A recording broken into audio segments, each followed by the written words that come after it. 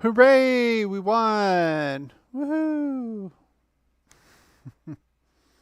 Even when you feel low, you can still go. Even when you feel slow, you can still go. Even when there's no hope, you can still go. I never answer to no, man, I still go. Go, go, go, go, go, go, go, go. Welcome back, Raider Nation and my champions. This is Eric, and we are live this Tuesday evening. Other than we usually go on Monday to do these full game reviews. Had a little situation. We can talk about that in the Q&A. I want to say hello to everybody in the chat right now. I see a lot of people here on TikTok. How you guys doing tonight? We're going to talk about this game, and I called it the Tank Busters, of course, and I put our big stars on there because they were basically carrying this team to a win against the Denver Broncos. Of course, in overtime, 22-16. We'll take it. Again, I'm not a tanker, so I want to win every game, just like Al Davis, and that's why I have Al here. If you are new to the program, this is how we normally do things, and I'll show you right now. We have what we call the rundown here. These are what we talk about, these subjects. And then we always go to a question and answer segment, including you. And tonight we are going to be opening the open mic if you want to come on board. And TikTok, I put it in the opening comment, the link to the stream where you can come on live. You don't have to use your camera, but you do, of course, you do have to use your microphone. You can sound off. You can talk about anything Raiders. You can talk about last week's game or in general this season. Also in YouTube, I have it as the pinned comment, so if you come on in here, you can do that as well. So let's get right to our first subject, and that is, of course, pertaining to you, our champions. Everyone said, take what they give you. We're going to take what we want.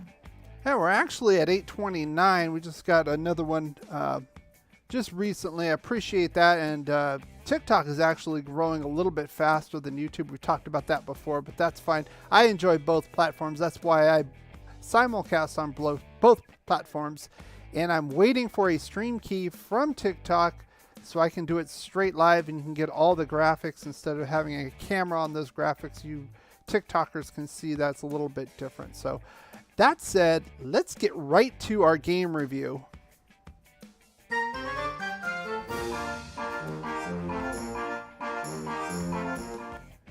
And as we always do, we start on the defensive side of the ball for the Raiders, and I want to first go over the two keys to the game. I'm going to grade those and then give an overall grade for the defense. So let's get to that first key to the game, and that was Chandler Jones. I was expecting something from Chandler Jones, half a sack this whole season.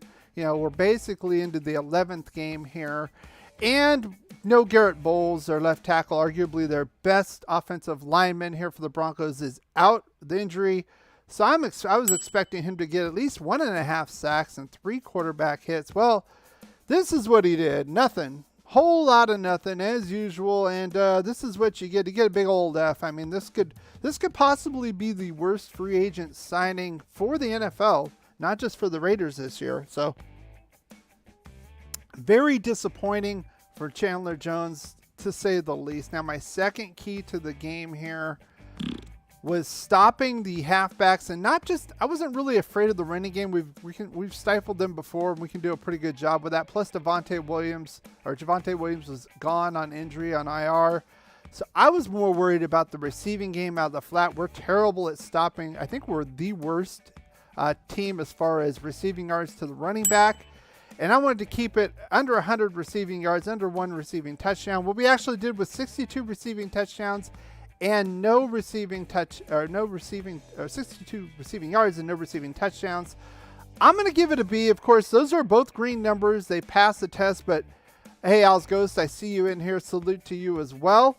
We're going to be getting to the question and answer segment shortly. We can talk about that. We can talk about why I did not go on live last night. I'm going on tonight instead to clean this up. But I only gave this a B for 2 reasons. Number one, Chase Edmonds got hurt early. That's probably their best receiving threat of the bunch there. And number 2, they didn't really need it because what they could do is hit the wide receivers when they needed to, because the pass rush wasn't really there, especially in the first half. And I said, if you watch my halftime report, I gave it an F grade for this defense. And for the whole game, I'm going to move it up to a D. I'd probably give it a C grade for the defense in the second half. Maybe that's a little strict, but I know they only gave up 6 points, but you know what? This is the Denver Broncos offense, one of the worst. Can hardly score any touchdowns. I'm not going to go there. I know they only gave up 320 total yards, 3 of 12 given up on third down conversions, which is great. But again, I'm grading on a curve because the Broncos offense sucks so bad. But I want to talk about a couple of silver linings, though. Of course, one would be Max Crosby. Of course, 2 sacks, 3 quarterback hits. What else is new? The guy's an absolute beast. But I want to talk about this guy here. And this is Tyler Hall, a guy we just kind of picked up off the street, basically. Undrafted free agent. I think he's on his 3rd team now. As a defensive back, we're kind of thin there at safety. And this was a play where he was supposed to cover Melvin Gordon here.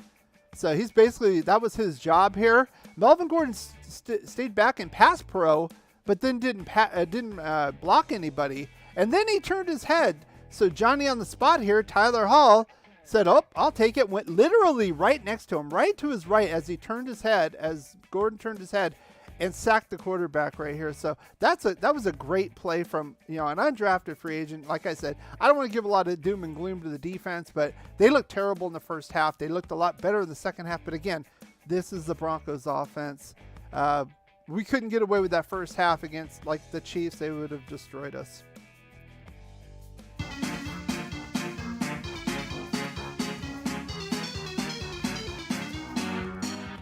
Now on the offensive side of the ball, of course, the first key to the game was Josh Jacobs, and I was actually looking for baseline, hit that century mark and get at least 1 rushing touchdown. He got 109 rushing yards, but no rushing touchdowns. I'm going to give it an A anyway. Still did a great job running the ball, like I knew he would. This, like I said, the Broncos' strength of this defense is its secondary and the outside. It's very good on the outside against the run as well. They're very quick, but the inside, I know they got DJ Jones in free agency, Draymond Jones as well. I like them better on the passing side. The running side, not so much. Not a big fan of the linebackers. I mean, they can tackle hard, but they're not like Perryman's where they come up and, get tackles for losses. I didn't really see a whole lot of that, and it kind of proved out in this game as well. So well done to Josh Jacobs. This is a theme. Like I said, these are tank busters, and we go to another star, and this is Davante Adams. Of course, the century mark and 1 touchdown. I knew he would get a century mark. I know a lot of pundits out there before the game were talking, whoa, I'm not so sure if he can get that. I knew he would. He would be the stud. Plus, he's the only major target they have. He got 141 and 2 touchdowns, including that wide open, made Patrick Surtain look stupid with that route run at the very end of the overtime. Awesome job with him. Of course, I'm going to give that an A+. Davante, another full effort of this guy. Again, these are the stars carrying the ball. Now, Josh, I know he's playing for a contract as well. Of course, this is his last year, but Davante never giving up. Totally embodies the Raider spirit of Al Davis and the true Raider spirit. So overall, I'm gonna give this offense a B+. Now, you might say, well, that's probably a little bit too nice, but I think the Broncos defense is their mainstay, and it has been for quite some time. I would say the offensive line probably played overall probably their best game that I've seen this year as a whole. I know Derek Carr got sacked once, big deal. Derek Carr played a good game as well. Some overthrows, some behind.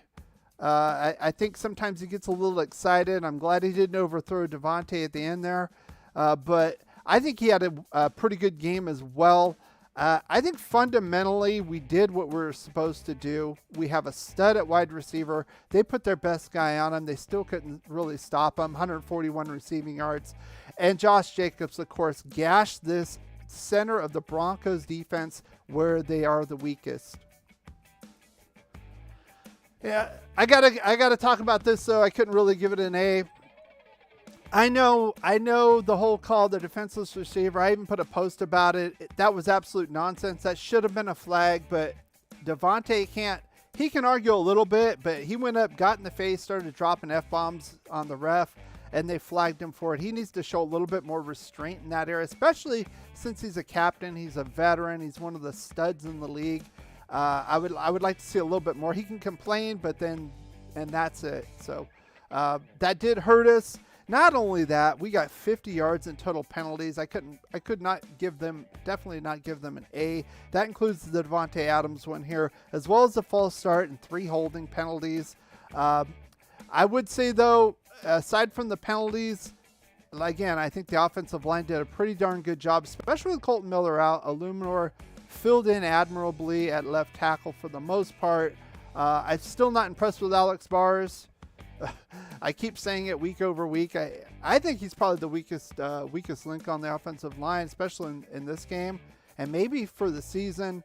Andre James had some trouble. He's kind of a little up and down as well, though. But overall, I think they got over the adversity and actually earned this win against the Denver Broncos. So let's go, as I usually do. I usually like to go check on my prediction. I do the predictions every game preview. This was my predicted score, 23-16. Now the final score was 22-16. Now you can say, well, they went to overtime, so, you know, but I wasn't anticipating 100 yards in penalties against the Raiders as well. A lot more undisciplined. This is starting to become a trend now the past couple of games, doing stupid penalties. Not only on the offensive side, the defense got 4 for 48. I would say, including a BS, there's a BS roughing call on Max Crosby. Barely even touched Russell Wilson. He got up crying like a little baby over it, like somebody ran him over with a truck. It was pathetic.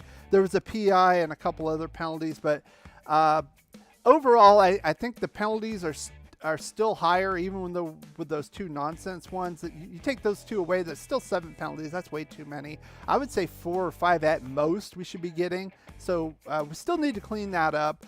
But again, the prediction, 23-16, pretty much on target.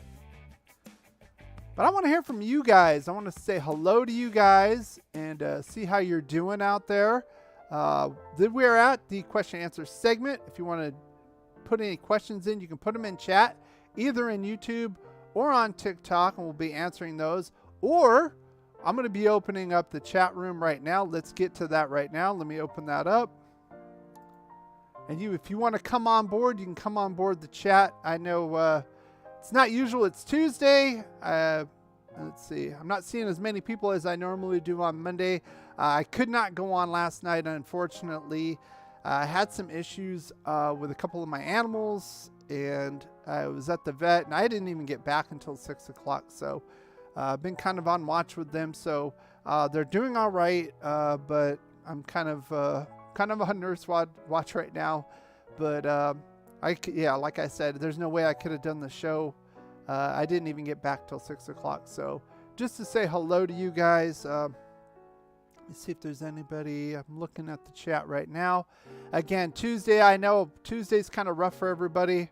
I know I get a lot more viewership on Mondays, but again, I just could not swing Monday this week. So next week, we get the Seattle Seahawks. We continue our road trip up north, Pacific Northwest. Hopefully, it's not raining and pouring. Preliminary, my thoughts on the Seahawks. Kenneth Walker, pretty good. The defense has been underrated there. They've been winning games. I'm still not impressed with Geno Smith. I mean, he's doing pretty well. I mean, for a career, he's probably having his career year, but still. But against this defense, this secondary, he could shine. So. Israel says, I'm glad the Raiders swept the Broncos despite our record. Well, yeah, I always want to win. I don't want to tank. And that's why I put the thumbnail down, and there were tank busters. Basically, the stars are kind of carrying this team right now. The only thing I want to talk about before we get to this, and let's get to this right here. Let me get back. There's one thing I want to mention. Hang on, where are you at?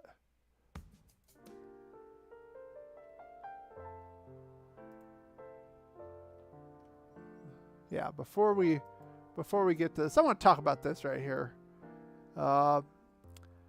and I put it in the question answer segment. Now, this is, if you don't know, I put the link in the description. Raiders put this out. This is the post-game speech in celebration. If you watch it, I know they won, but honestly, it looks like they've went to the playoffs, earned a right to go to the playoffs or something. Let's see my face there. So, I mean, you got Max Crosby. I mean, all you need is a few bottles of champagne. This is what it looks like. It looks like they won the division or made the playoffs or going to the Super Bowl or something. I know the team's been in turmoil, and you should celebrate wins. But to me, I would have preferred a little bit more low key. This is almost like a treat. You know, it's like, oh, it's so great. It's so great we beat a terrible team again in the Denver Broncos. Yes, we've beaten them, 6 times in a row now?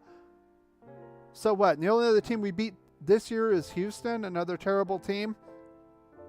I don't get the celebration here. Now, if we beat the Chiefs in Arrowhead, maybe celebrate. If we get a wild card berth, if we won the division, going to the Super Bowl, yes. But this, I think this was overboard, and I don't like it. I didn't like it. I didn't like it when I saw it. I don't like the message it sends, like this is some huge deal. We actually win a game after losing 3 games. It's not a big deal. It should be commonplace, right? You should say, "Yep, this is what we should be doing every week." This shouldn't be treated as something special. This should be treated as commonplace, so you win every week. So winning is commonplace. So psychologically, I didn't really like that. But who knows? Maybe they did that because they know they're going to be moving on from Carr and, get something out of this year. Maybe that's their thought because they know they're not going to go to the playoffs and, screw it. But from a mentality standpoint, I didn't like it. And Ziegler was there as well in the locker room and all excited. I just think it was a little overdone. So what do you guys think? I want to know what you guys think. Again, we're in the question and answer segment. If you guys want to come on board, let me get the chat room going. What will happen is you click the link. I have the link in the comment in TikTok if you're on TikTok. If you're on YouTube, it is the pinned comment. There's a link there. You click on that. You'll go into the green room, and then I will let you in, and then you can come on board. You can use your camera if you want. You don't have to. Get your mic on and sound off about Raider Nation. Give me what your thoughts are about the grades, about the game in general. Anything you want to talk about Raider Nation wise, I'm game for. So let's see. I got 845 likes in TikTok. And let's see, 6 likes on YouTube. Again, I know Tuesdays are not very good days. When I have gone on, I generally don't like to go on Tuesdays, to be honest with you, because people, frankly, people are doing stuff during the week. I get it. Monday's pretty good. You still got Monday Night Football. The game's still pretty fresh, 24 hours away. I get that, but generally people don't like to do it. Unfortunately, I could not come on Monday, but I was thinking about maybe doing something on Thanksgiving. I might do a little humor video.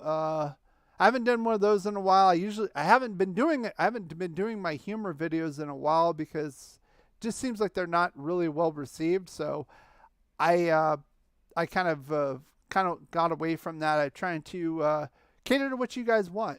That's the bottom line, because without you, there is no channel here. So what's up, Psycho Jackal? I see you in here. If you want to come on board, click the link in the pinned comment.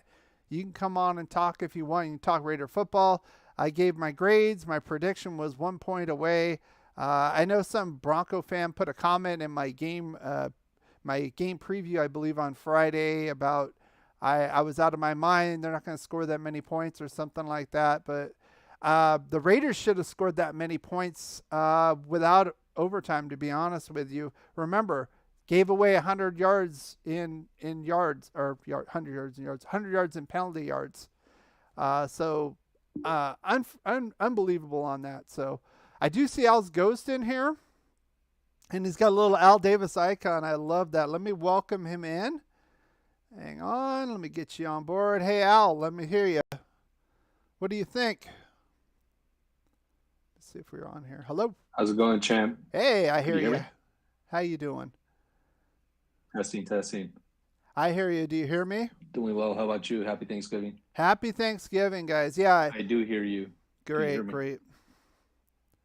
I was gonna do I think I might just do a little video if I'm Oh, gonna do it, like a Thanksgiving turkey, the turkeys of Thanksgiving for Raider Nation. It should be pretty obvious, but uh, what are your thoughts on the game? I want to hear your thoughts on this Broncos game.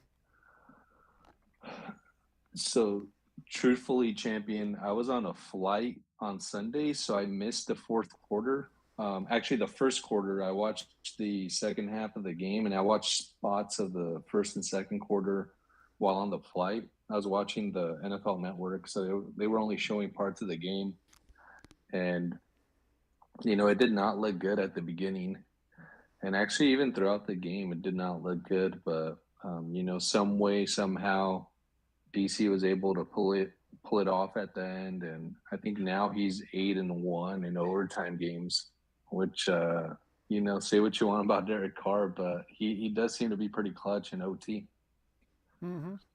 And I do think the Derek Carr Adams connection is strong, which is good to see. That being said, I think the team is still a work in progress. We held the Donkeys to under 20 points, but the defense still leaves a lot to be desired. Um, I'm going to go ahead and rewatch the game in its entirety, but sadly, it looks like Sam Webb shouldn't even be on this team. I'd love your thoughts on that, champ. But it seemed like he was missing tackles. He was out of position. He didn't know his assignment, and I was actually pretty surprised that Patrick Graham didn't pull him out of the game.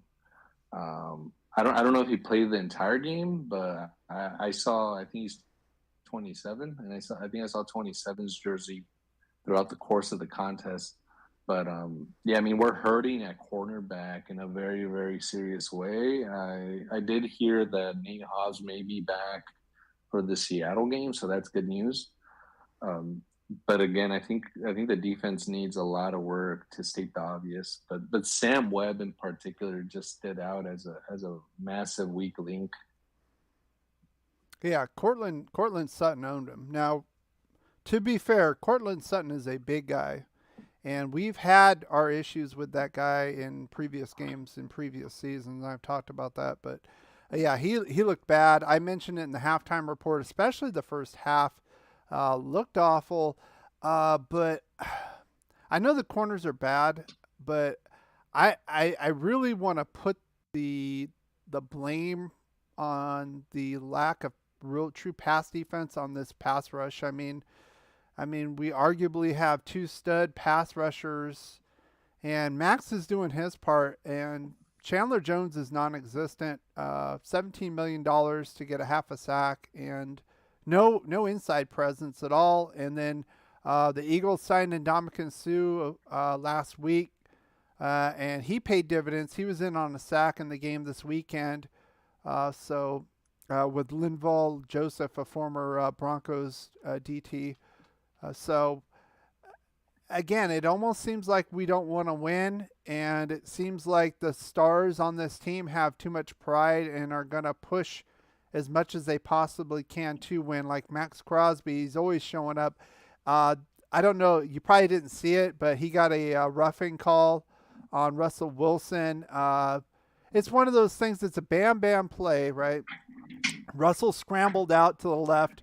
He circled around the play, as he normally does, and Russell dove at the last second, and there might have been a little bit of, he didn't like lay into him. He kind of tried to jump over, and maybe there's a little bit of contact with the legs, but it definitely wasn't egregious. It wasn't a hit. He could have flattened him, and of course they threw about 50 flags. And then later on, Devontae Adams runs a crossing route, gets perfected basically. He got hit high. The ball came by, he missed it, and somebody nailed him high. No call, and he's on the ground. He's arguing, and he's still arguing. He gets up, gets in the ref's face, says a few F-bombs to him, and then they throw a flag on him. I put a post out. It's basically, you know what? Raiders don't get those calls.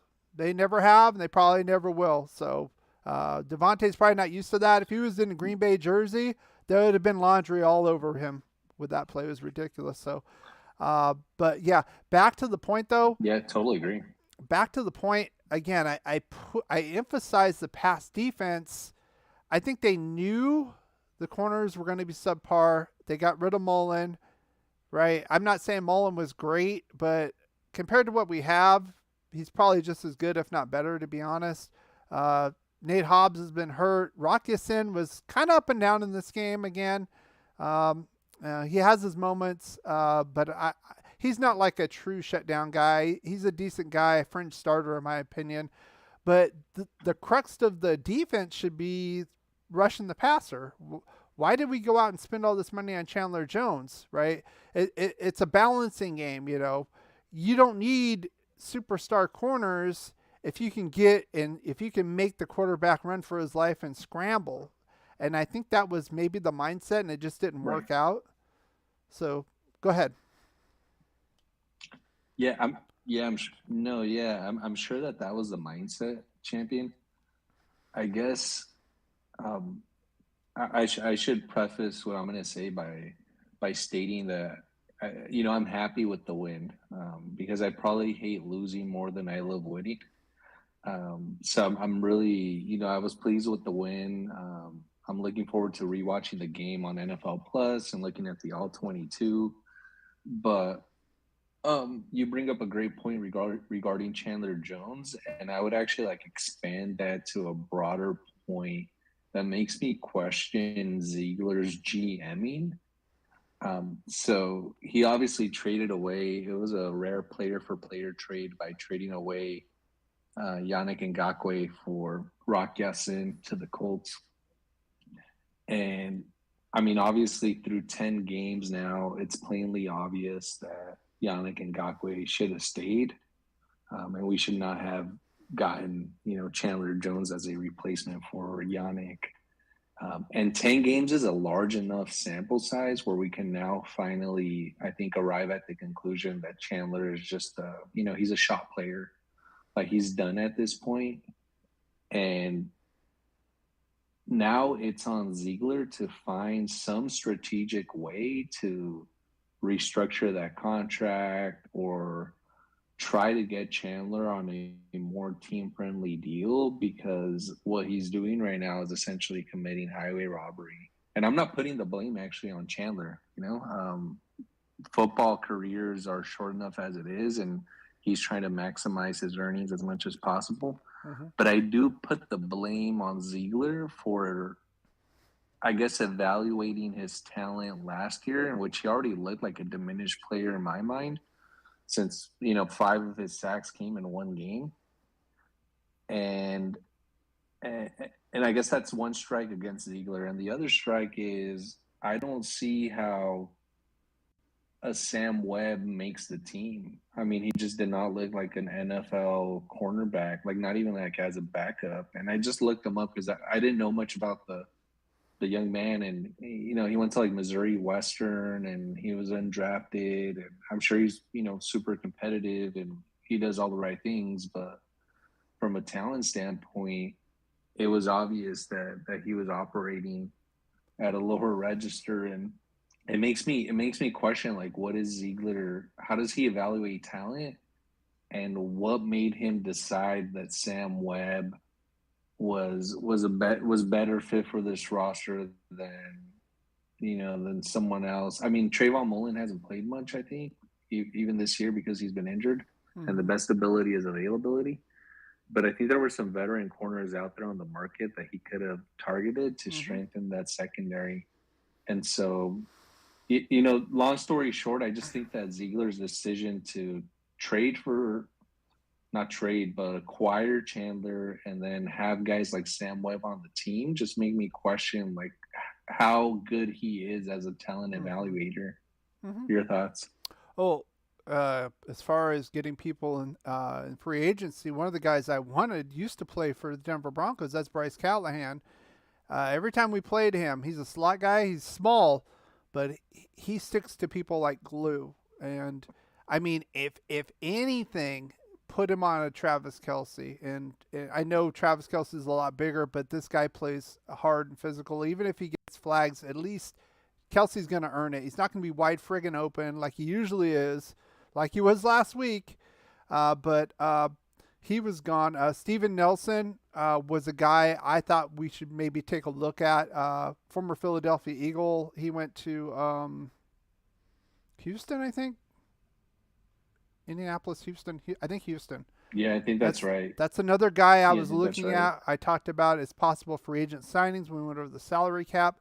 We didn't do anything. And it gets back to that point, like you said with Ziegler. I know it's a little early, but there's red flags here. There's red flags. You know, we drafted 2 running backs. We didn't really use them until we've had to use them. I wanted Damian Pierce in the 3rd round. We didn't get him. Nothing against Dylan Parham. I think he's been a decent interior guy. But imagine having Damian Pierce now. Imagine, if you will. We didn't extend Josh Jacobs. This is his last year. He's not going to re-sign here. He's going to want more money. He's going to go somewhere else. I would be very confident with Damian Pierce as my running back 1 in the 2023 season. Imagine if we had Josh and Damian Pierce right now. Take away Dylan Parham. I mean, is he that huge of an addition on the offensive line? Totally no. Imagine we'd be pounding people like crazy. People, I know some people, I'm not sure if it was you, but other people, other my subscribers, talk about the identity of the Raiders as a smash mouth football team. I'm not so sure about that. I think it is because Josh Jacobs is making it that way. I think we're leaning on the run because Josh Jacobs is kicking ass at running. Not that that's the identity we want. I don't get that. I don't see a real identity with this team at all, to be honest with you. Other than the stars trying to carry this team. That said, if you had Damian Pierce, I would say, yes, you are right. This is a smash mouth football team because once Josh Jacobs gets a breather, Damian Pierce is going to come in and beat up the line. It would be amazing. And I'm telling you right now, we're 1-6 in 1-score games or something this year. We'd probably be near 500 right now, I think, personally, if we would have gotten Damian Pierce this year, because our schemes would have been different. We'd have run the ball more. Things would have opened up for Derek Carr and these receivers. So, but that goes back to Ziegler. I think we would have had a 2-headed monster, and I guess Ziegler, his thinking process was, let me beef up this offensive line by getting Parham. And Parham has a lot of positional versatility. He could play both guard spots along with center. Mm-hmm.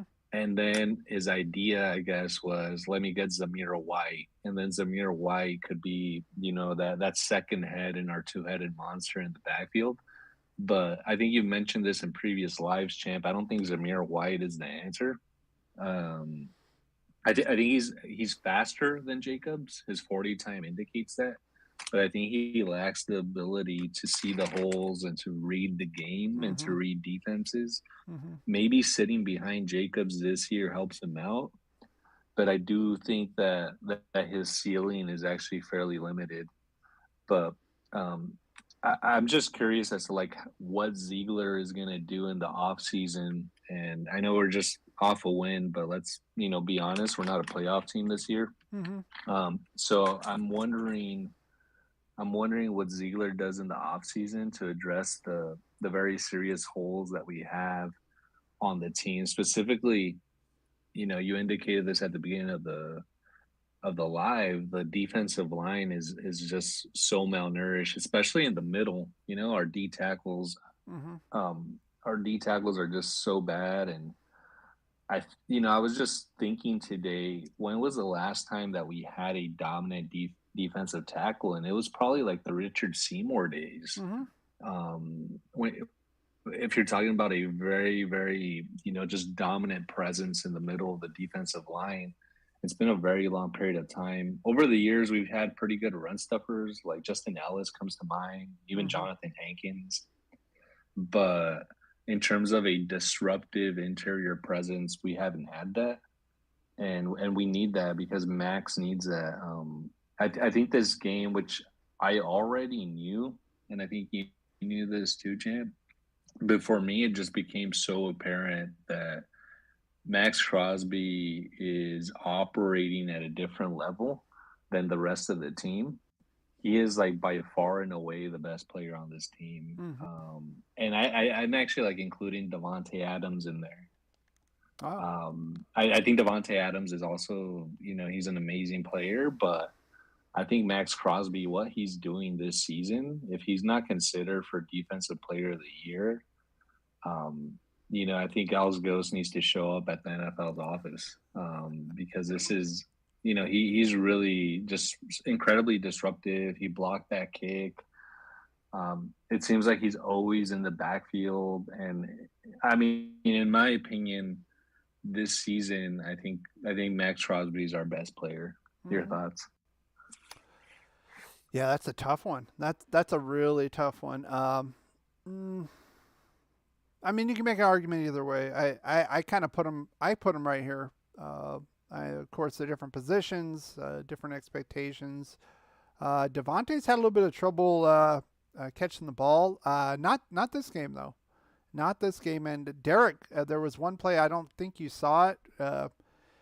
Threw it down the left hash line, right near the out of bounds, and he just dropped it right in his breadbasket. I mean, it was a perfect throw. Derek was kind of on, but yeah, as far as Max goes, he's an absolute stud. And maybe so, but like I said, it's 1-8. You could say, well, Max is the only one there too, so he should get more points in the discussion because, I mean, that one with Hall getting the sack that I showed, Max was getting double teamed at the time, and there was so much attention. I don't know what Melvin Gordon was doing. You be sure to watch that game when Tyler Hall gets that sack. I watched the replay a few times. I was laughing. It was like Three Stooges because Melvin Gordon goes out. Hall's there to cover him in pass coverage. He sits there in run blocking scheme, which is okay. So he's sitting there. He's got nobody to block.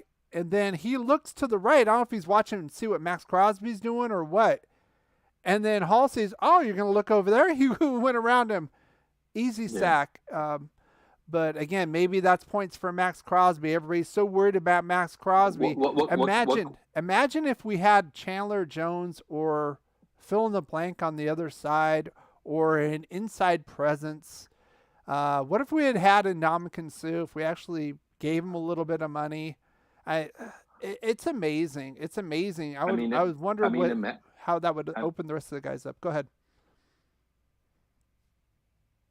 No, I was just going to say, Champion, imagine if we kept Mac. Because this actually reminds me, I see on a lot of Raider content creators, live streams, they talk about how, and I think this is why there's a lot of, frankly, hatred towards Derek Carr, because there's this perception out there that Gruden chose Carr over Mac when he was deciding what to do with the franchise and how to rebuild it. Mm-hmm. And I think that's completely off base. It's not like we didn't have the money to also sign Mac. We actually could have signed both of them. It's just a decision that I think Gruden just ended up getting really pissed in the offseason because Mac wasn't showing up and he was holding out. And it was his way to sort of flex his muscle and trade him. And then he realized also in the course of training camp that the roster wasn't built with his idea of a football team in mind, and so he knew he needed assets in order to build the team in his image. Well, we did get first round picks for him. So, anyways, go ahead. Yeah, we did, and we we didn't do much with him.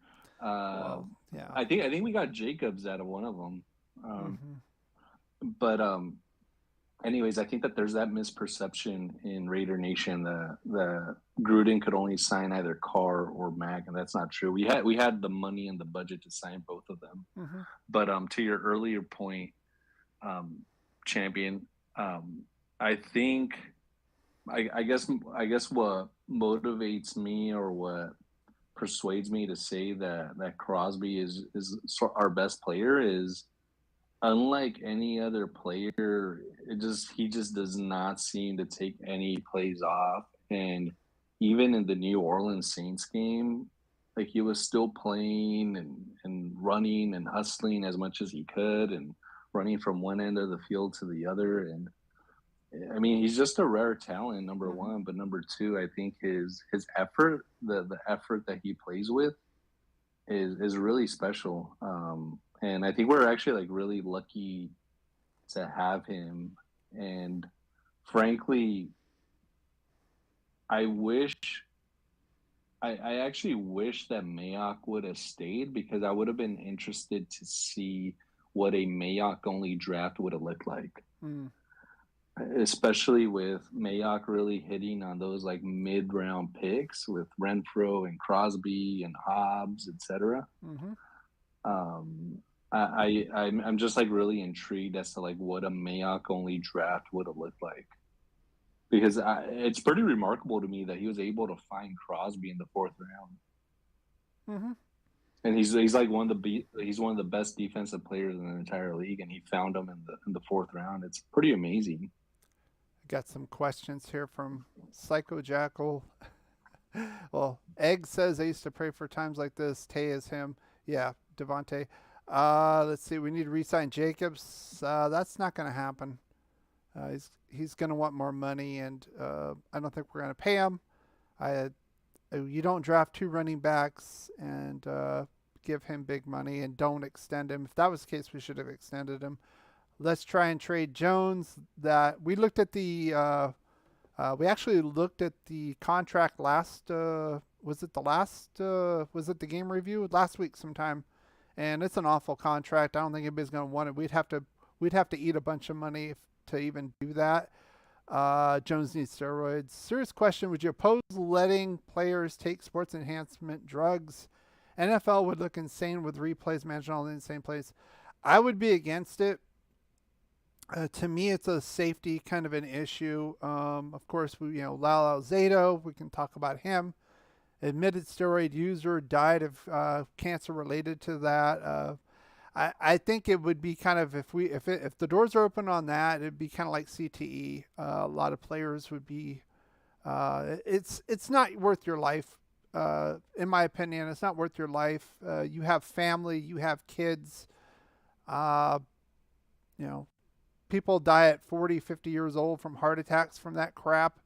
That's my opinion. I would not be for that just for the player's safety. But to get to Al's point, he brought up Khalil Mack. I talked about this in the offseason. I looked at the contract, and I believe, I'm trying to remember exactly, but I believe he's due $23 million next year with the Chargers. I don't think they're going to pay that. So if they don't negotiate the contract, there's a chance he could be back with Vegas. I think there's a chance there, honestly. I'm going to give it about a 20-30% chance that Khalil Mack could sign with the Raiders. It's unfortunate the Chandler Jones contract might get in the way of that, but man, I mean, like you said, what if we had Khalil Mack on the other side? What would offenses do? They'd be scared shitless. They wouldn't know what to do. So there is a chance. I'm going to give it a chance, unless they renegotiate that contract, do something with it. Otherwise, I don't see the Chargers paying him $23 million next year. That's what he's. And I think if they cut him, it's very little off the cap for the Chargers after this season. So he could very well be a free agent next year, and we could very well sign him. So. Yeah, I mean, Champion, I just think it's GMing malpractice that Ziegler signed Chandler, who's what is he, 32 years old, I think? 33. To a 3-year contract. Yeah. 33? Mm-hmm. Wow, yeah. So he should have just done like a 1-year prove it deal. Maybe it's heavy, like on the front end, right? And he gets paid a boatload of money in the first year, but I'm just shocked that Ziegler went with a 3-year agreement. And I just think it's like GMing malpractice. He should have just first signed him to a 1-year deal, figure out, what Chandler has. And I think it's just it's unfortunate. My only argument that I could, if I'm going to be an apologist with that, is maybe they were trying to make sure they had enough money for Devontae. Because remember, that happened first. So, but they did anyway. I believe they have like 8 or 9 million under the cap right now as we speak. So, I would agree. I would agree with you. I'd have given him more upfront money and then be able to cut away from him after this year if it didn't work out. But because it's their first year anyway, and now Right. if it did work out, you basically paid him already, but now you're going to get the good effort. If it doesn't work out, it's our first year. We cut our losses. Now we can go after Khalil Mack if we want to go after him again. Bring him back. The fans would love it, obviously. I think he has some left in the tank. It depends on how much you want. I wouldn't want to pay him $23 million like he's on the hook for with the Chargers next year, but that would be very intriguing. And finally, Max would have somebody across from him that would deserve some double teams and be scared. The offense have some kind of intimidation factor because it hasn't happened yet. I mean, Yannick was kind of here and there. I'm not going to say Yannick wasn't that good. He was all right. He looks a lot better now because Chandler Jones looks so terrible now. But not only that, Yannick was terrible against the run. He was awful against the run. So he was really a liability. So go ahead. Right. Yeah, no, I agree. Yeah, he was a pretty like one-dimensional player, and he was pretty undersized for a defensive end. He's more of an outside linebacker body type. But again, just to like not beat a dead horse, I don't think in the offseason there was this, super high demand for Chandler Jones for a 32, 33-year-old pass rusher. And I don't think Ziegler needed to go that high for like a 3-year, $51 million contract. I don't think he needed to go that high. And I think that just exposed, the fact that he's still, an amateur at the GMing game. And I think he got played by Chandler's sports agent, and now we're stuck with an awful contract. I'm on Spot Track right now, and just looking at the numbers here, it's scary. The numbers are scary, champ. I mean, we could have used this money elsewhere to plug some other holes on our roster. That might prevent us from getting Khalil Mack next year. I'm just saying. So let's see. Yeah, absolutely. Or a defensive tackle. I know you've been pushing like Larry Ogunjobi over the past few weeks, and I think even in the off season you mentioned Larry Ogunjobi. I was also a huge Ogunjobi fan. Like I really wanted us to sign that guy. I think he's like super disruptive in the middle. He's a run stuffer. He also rushes the passer. He takes on double teams. I thought it was going to. I thought it was going to happen. And I'm just like shocked that we didn't make a move. I thought we were going to get him too, but I was so disappointed when it didn't happen. No, I was just so disappointed when we didn't get him. I was also very hopeful, but it's unfortunate that we didn't close the deal with the guy because I think he's a stud defensive tackle. Go ahead. And I thought we were going to get him because they were preaching from the day one flexibility, being able to move you around. That's Larry Ogunjobi. He can play the one. He can play nose if you need to play nose. He can play the three. He can go out on the end, defensive end at times too. He can rush the passer. He's good against the run.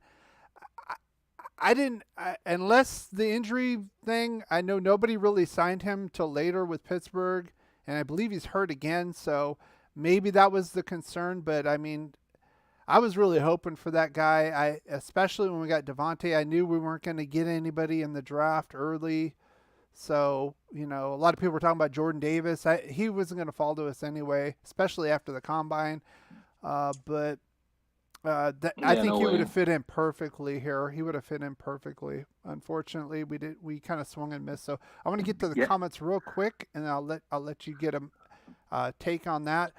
Too much money for one guy, says Raider Wolf. He's talking about Chandler. Do you think McDaniels is improving? Raider Wolf says no. Hey, yo, Matthew Pohl, I see you in here. Uh, do you think he's improving? Do you think the Raiders players like him? Do I think he's improving? I don't know. I don't see it honestly. He's not doing onside kicks when leading 10-7. So is that improvement? I mean, you could say that, I guess. Do the players like him? Did you watch the post game celebration? They look like they won the Super Bowl. I talked about that. If you weren't here, basically, I put a link in the description of the video here on YouTube. Go ahead and watch it. It's basically the post game inside the locker room. They're jumping up and down. All they needed was champagne. All they needed was champagne. It would look like they won the Super Bowl or won the division or something. Too much to me. Too much celebrating. You go in. Yes, we got the win. That was great. Let's build on. Let's go to Seattle and start building on this. That's the mentality. But it looked like they were celebrating too much. Like this is something special. And winning shouldn't be something special. Winning should be in the mindset as a commonplace. But it's not. It's not here, and that kind of shows. So I don't. To me, as leadership, and Ziegler was there too in the locker room, getting excited too. So. I would say no on that. We're about to get destroyed against the Seahawks. I talked a little bit about that. Of course, we'll do the game review on Friday, or the preview. Carr is cold and stiff at random times. Why? We could have a whole show on Derek Carr's ups and downs, but it seems like the players like McDaniels, and I agree, is way too much celebrating over a win against the shitty Broncos. Yeah, exactly. Go ahead. Your thoughts. Al's Ghost, did you see that videos, the celebration of that, the post game in the locker room? yeah, I did. I saw. Yeah, I did see it, and it did seem like they won the AFC Championship or something. Mm-hmm. It was a little bit over the top for sure. Mm-hmm. I guess it was good to see the unity in the locker room, and it was good to see that they're still rallying around McDaniels, at least after wins. Who knows how the locker room is after losses? But yeah, I did get a chance to see it, and I did think it was a little over the top. Okay. Let's see. And we normally go about an hour. But in terms of Go ahead. yeah, no, I'll leave you with this, champion, and then if you want to close it out, go ahead and close it out. But in terms of the earlier comment as to whether, or the question as to whether or not Josh McDaniels is improving, I guess the better question is, like, the Denver Broncos aren't necessarily the best metric to gauge improvement on, right? I think the Seattle Seahawks game is going to be a better metric. You're going against a seasoned NFL head coach, not Nathaniel Hackett. You're going against one of the hottest QBs in the NFL right now, which is very surprising that Geno Smith is one of the hottest QBs, but that's, the numbers support that. And you're playing away in Seattle, which is always a difficult place to play. So I think Sunday we're going to learn a lot more about McDaniels and whether or not he's improved as a head coach through the first 11 weeks or so of the game. But I'll let you close it out. Always great chatting with you, champion. Keep the faith, and it's a long season, but go Raiders. Yeah, go Raiders. Yeah, thanks for coming. I appreciate it. To your point, yeah, I appreciate you coming on, and you're a regular. I do value that. Thank you. I would say the only thing, if you want to look at a metric, would be, if I'm looking, would be Carr had like a 300-yard game against Denver, whose pass defense is really good. So silver lining, didn't get a whole lot of points out of it, but still, until the end, of course, we're getting those chunk plays, Moreau, and of course Devontae to win. But to your point, yeah, I would agree. Denver is a lowly team, right near us as far as performance. They went out and gave the farm to Russell Wilson. I mean, that made the Chandler Jones trade look good. And I was a critic of it. I was a critic of that trade in the offseason, and it's coming to fruition. Not to say Russell Wilson sucks. He made some good plays scrambling out. I give him that, but he was not worth 2-3 first round picks. I don't remember. But he was not worth that. He was not going to be their savior. I think they're looking for another Peyton Manning. It's not going to happen. Denver is in complete rebuild. I would be interesting if they do draft a quarterback this year in the draft. That would be, like first round. So we'll see the comments. Again, we normally go about an hour. If you are enjoying this, especially if you're watching this on a replay, I get a lot of views on replays. Why not come here? Why not come and watch this? And the best way to do that is to subscribe to the channel, of course. Hit that little bell notification. I know you hear that from everybody, but it makes a difference, right? Plus, you'll be notified of the lives, and you can come on right here.